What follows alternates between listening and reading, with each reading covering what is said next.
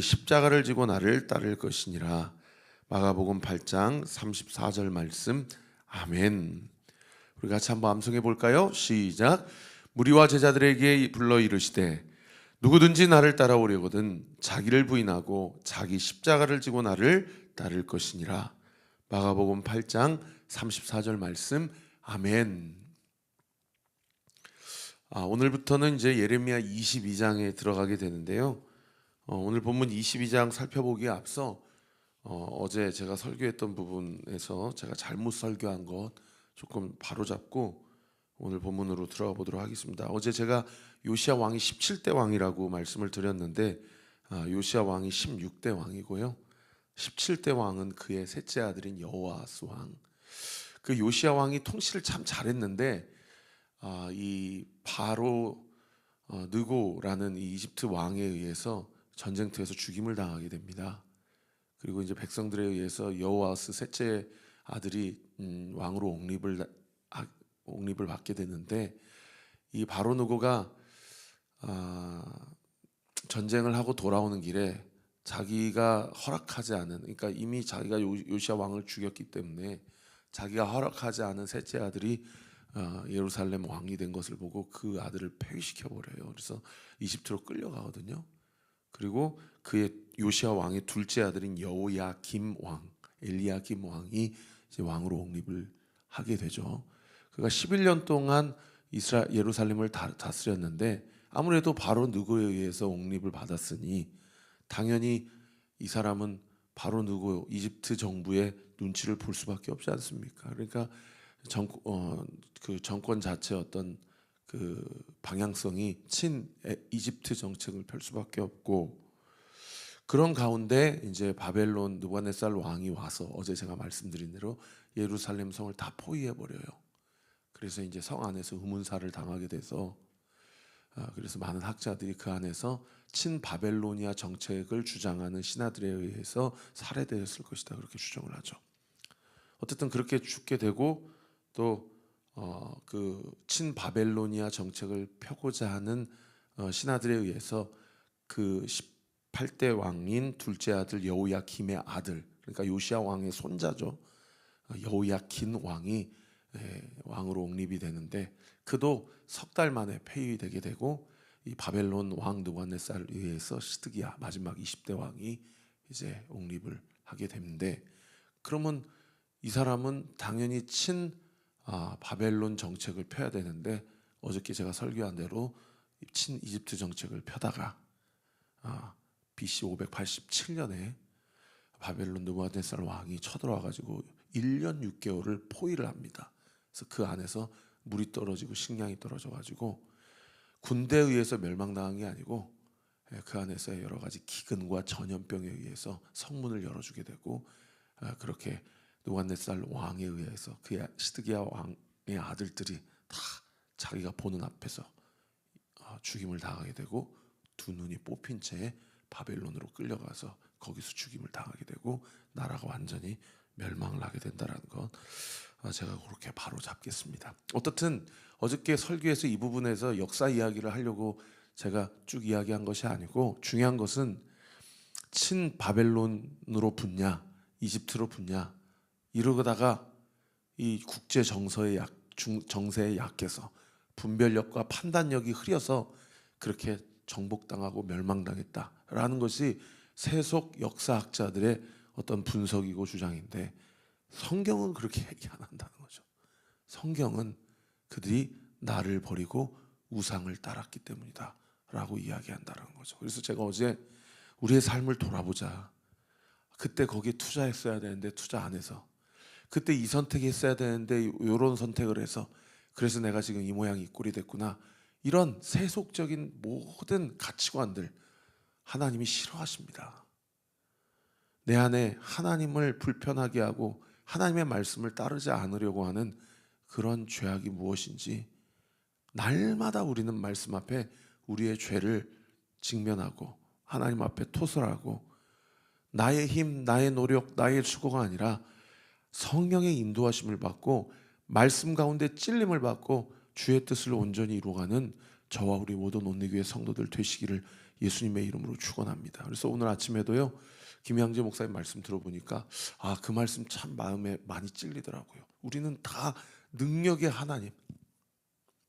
하나님만 다 추구하고 바라본다는 거예요. 그러니까 신앙이 어떻게 변질되냐? 기복주의 신앙으로 변질된다는 거죠. 근데 오늘 본문에도 보세요. 오늘 본문 3절에 보시면은 여호와께서 이와 같이 말씀하시되 너희가 정의와 공의를 행해야 된다. 정의, 미슈파트, 공의, 제데카. 이 미슈파트는 이 법정에서 선포되는 정의를 얘기하는 거고, 제데카는 일반적인 righteousness, 공의를 얘기하는 거거든요. 그러니까 이런 게 없이 그 다음 구절에 보시면 다 어떻게 돼요? 힘 좀 있다고 힘 약한 사람들 다 그냥 빼앗아 버리고, 오늘날 이 시대도 똑같지 않습니까? 그리고 성경에서 그렇게 얘기했던 사회적 약자들, 외국인들, 고아들, 부모 없는 사람들, 남편 없는 사람들, 과부들, 이렇게 힘없고 빽 없는 사람들, 그 사람들의 인권을 존중하고 권리를 꼭 존중해줘라. 그들이 존중받고 대우받는 사람들이 되었으면 좋겠다. 우리 온리교회가 성숙한 공동체가 되기 위해서는요, 누가 재산 비교하겠습니까? 누가 사회적으로 힘이 있냐 없냐 생각해 보겠습니까? 근데 우리도 저 사람 직업은 이거래, 저 사람은 집안이 좀 산대, 저 사람은 그래도 많이 배웠대, 이런 걸로 다 사람들을 판단하고 평가해요.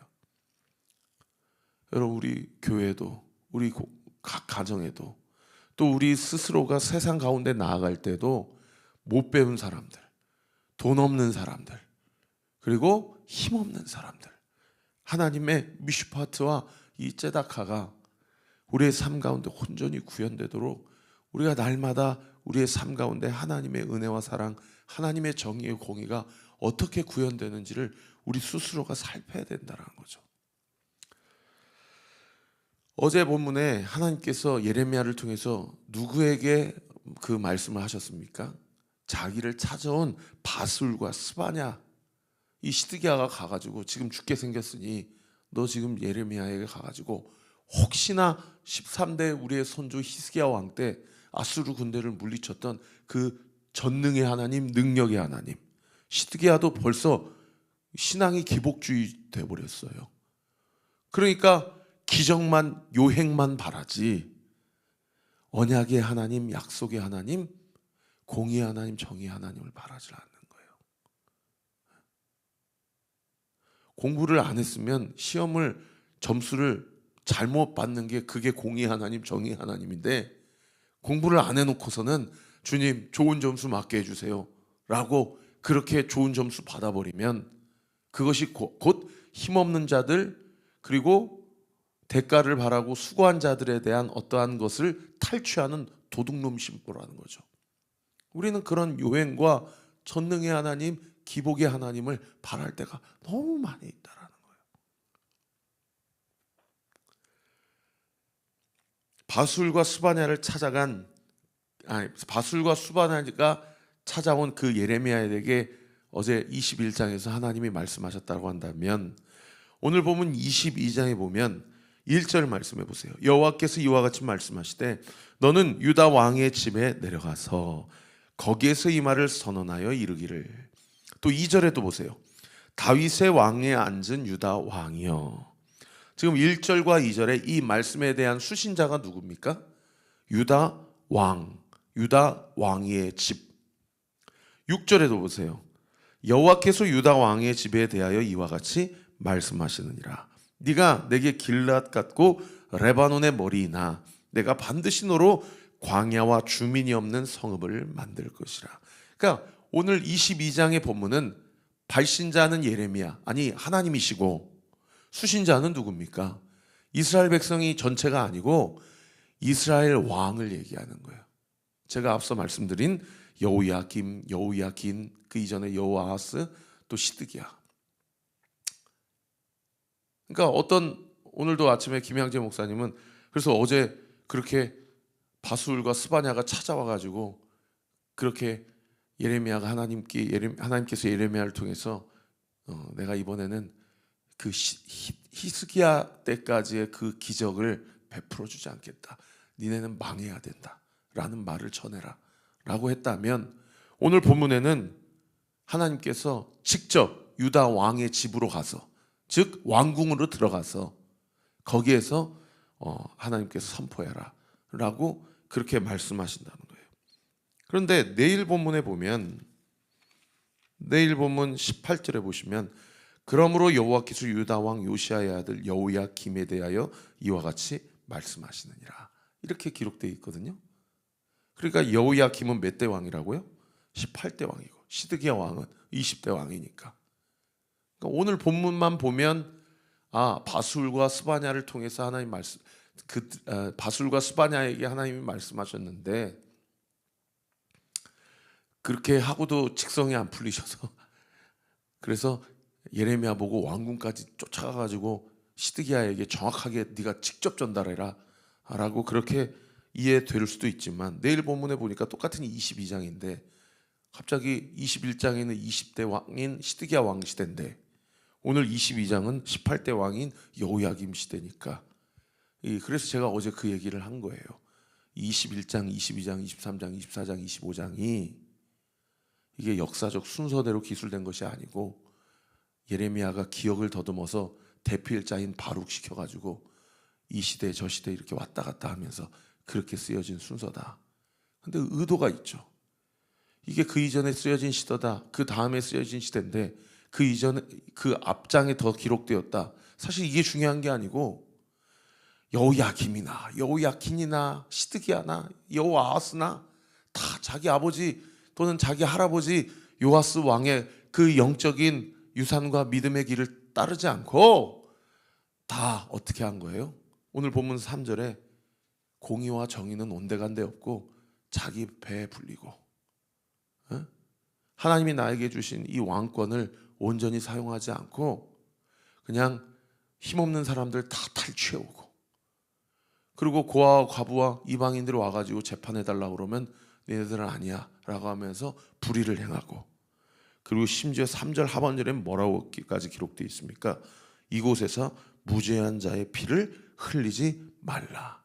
죄도 없는데 그냥 나의 어떠함을 드러내거나 내가 어떤 것들을 빼앗으려고 하면 그 사람을 그냥 죽여버리는 거예요. 여러분, 이러한 일들이 어디에서 벌어졌다고요? 예루살렘 성에서, 이스라엘 공동체 안에서 벌어졌다는 거죠. 여러분, 오늘날 이런 일들이 세상에서 벌어지면 세상은 그런가 보다. 원래 세상은 그런 곳이니까. 근데 여러분, 교회 안에 이런 일들이 벌어진다라고 오늘 본문이 이야기하고 있다는 거죠. 그러니까 교회랑 세상이랑 다를 게 하나도 없는 거예요. 이게 누구 어디 교회, 어디 대형 교회 목사님 또는 어떤 크고 유명한 어디 그런 교회를 욕할 것이 아니고요. 우리도 다 그런 죄인이에요. 우리도 까딱 잘못하다가는 우리 온누교회도 시작은 하나님의 은혜로 시작했다가 마지막은 자신의 탐욕과 욕심으로 세상에 전혀 다를 바 없이 그렇게 하나님의 은혜와 사랑을 갈망해서 한 영혼이 왔다가 실족하고 이방인 고아 과부를 압제하고 학대하고 무죄한 자의 피를 흘리고 압박하는 자가, 탈취당한 자가 압박하는 자를 오히려 더 프레싱을 가하고, 이런 일들이 얼마든지 있을 수 있다는 겁니다. 그래서 사랑하는 성도 여러분, 제가 담임 목사로서 꼭 당부드립니다. 꼭 말 조심하십시오. 교회에서, 여러분 가정에서 말 조심하세요. 그리고 어떤 일을 할 때에 절대 감정과 자기 혈기를 앞세우다가는 가정이 무너지고 교회가 무너지는 거예요. 제 이야기 잘 들으십시오. 여러분 마음 가운데 이 말씀이 찔림이 있기를 바랍니다. 자기 감정과 혈기를 십자가 앞에 못 박아야 돼요. 이번 한 주 암송 구절, 나를 따라오려면 너를 부인해야 된다.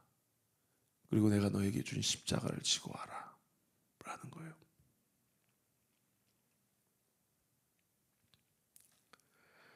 하나님께서 유다 왕들에게 원래는 어떻게 부르심을 받은 자들이라고 이야기를 하는 거 아니?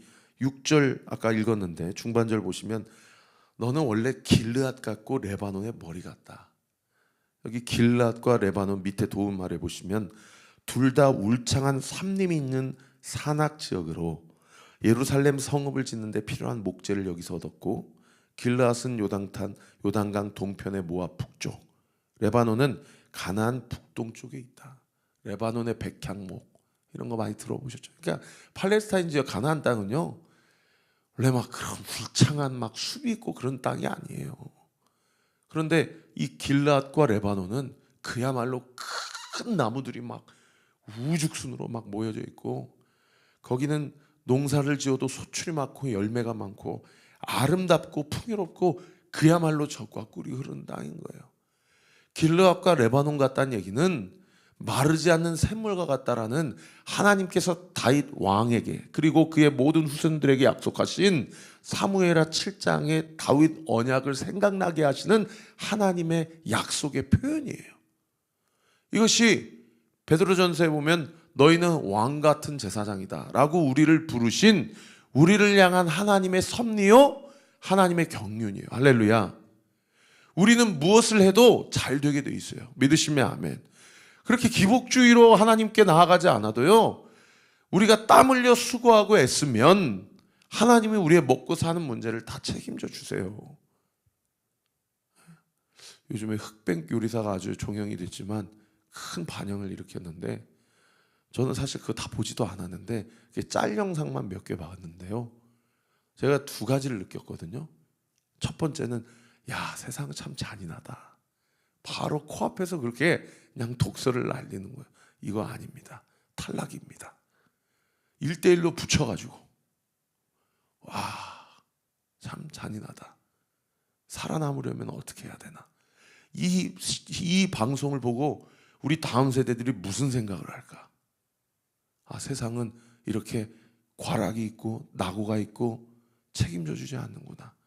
열심히 하고 능력 있는 자만 살아남는구나. 그래서 100명 중에 1명 살아남기잖아요. 나머지 99명은요. 그리고 세상에 50대 50 그렇게 싸움을 붙이는데 그 흰 수저는요, 나름대로 상당히 스펙이 있고 이력이 있으신 분들이에요. 제가 이름만 들어도 알만한 요리사들이에요. 근데 그런 사람들도 세상에 그 2명의 그 심사위원이 아주 그냥 선배고 후배고 없이 그냥 날려버리시더라고요. 근데 제가 두 번째로 느낀 게 뭐냐면요, 첫 번째 느낀 거는 상당히 부정적인 걸 느꼈는데, 두 번째 느낀 거는 긍정적인 걸 느꼈어요. 그게 뭐냐면 그 100명의 요리사들이 그 2명의 심사위원들에게 받고자 하는 그 심사평가를 위하여 그들이 얼마나 치열하게 땀을 흘리는지, 그들 안에 얼마나 큰 열정이 있는지, 이 혀 하나를 만족시키기 위해서 그들 가운데 얼마나 많은, 그래서 그 미슐랭 3스타 있는 그 안성재 셰프가 어떤 요리를 할 때, 여러분 왜 맛이 없겠어요? 거기까지 나왔는데 안 먹어봐도 얼마나 맛있는지. 근데 맛이 중요한 게 아니고 그분은 심사평가를 할 때 제일 기준을 뭐로 두냐면 그 셰프의 의도를 파악하려고 집중하더라고요. 그 의도가 뭐냐. 여러분, 우리가 하나님을 기쁘시게 하는 삶을 살 수 있도록 여러분, 우리 가운데 치열함이 있어야 돼요. 인생의 유일한 심판자가 되시고 유일한 심사위원이 되신 우리 예수님의 마음을 기쁘시게 하기 위해서 나는 오늘 하루의 삶 가운데 얼마나 많은 치열함이 있는지를, 여러분 자기 자신의 삶에 얼마나 많은 무료함과 얼마나 짙은 게으름과 얼마나 뼛속 깊이 우리의 인생 가운데 침투하고 있는 그 방만함, 저는 그거 보면서 정말 많은 회개를 했어요. 아, 내가 이렇게 방만하게 목회해가지고 하나님 앞에 칭찬받을 수 있을까?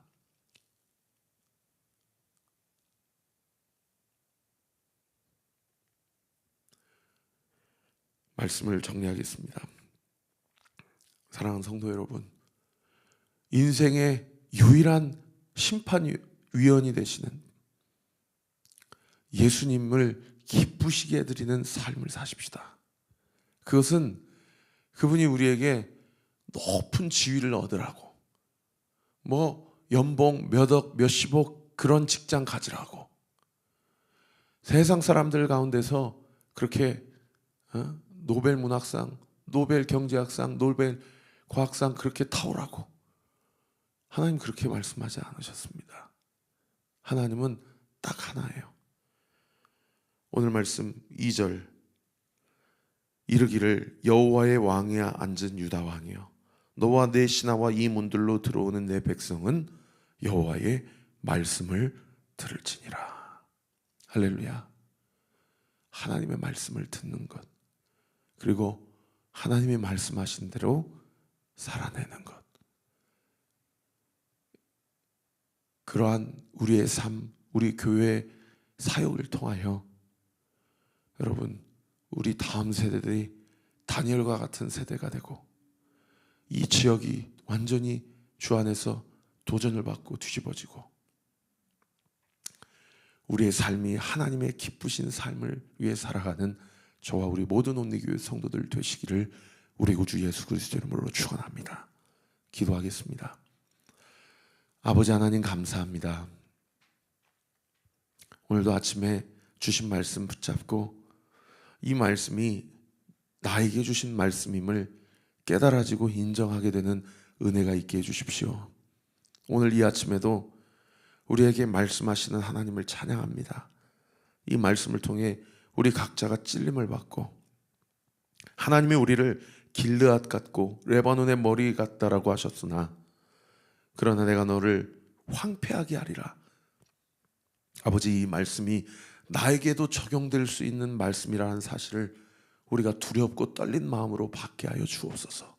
그리고 아버지 하나님, 우리 안에 있는 모든 혈기, 우리 감정, 우리 생각, 우리의 경험, 우리의 탐욕, 우리의 음란, 우리의 욕심, 우리의 모든 자기 주장들 다 십자가 앞에 못 박게 하여 주옵시고, 오늘 이 하루도 주님의 인도하심을 받고 나의 삶을 통해 예수님이 말씀하시는 것이 드러나고 성취되는 말씀 앞에 순종하는 저와 우리 모든 온리교회 성도들 되게 하여 주옵소서.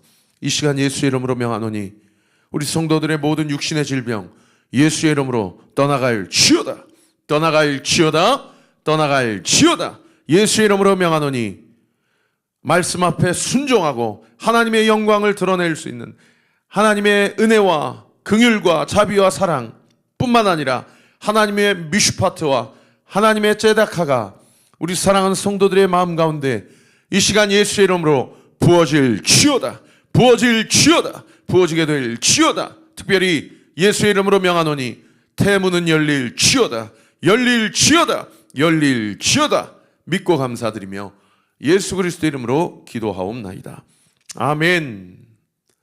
지금은 우리 구주 예수 그리스도의 은혜와 하나님의 사랑과 성령 하나님의 위로교통 충만하심이 주신 말씀 붙잡고 하나님 앞에 길르앗 같고 레바논 같다라는 그 부르심을 믿고 시작은 좋았으나 끝이 미약한 자들이 아니라 은혜로 시작한 인생, 은혜로 맞춰지는 놀라운 은혜의 역사, 우리의 삶 가운데 우리의 열심이 아닌 하나님의 열심이 그것을 이루실 거라는 믿음의 확신 가지고 오늘 이 하루도 승리하며 살아가기로 결단하는 우리 사랑하는 온리교회 모든 성도들 머리머리 위에, 오늘 하루의 모든 일정 위에 지금으로부터 영원토록 함께 하시기를 간절히 축원하옵나이다.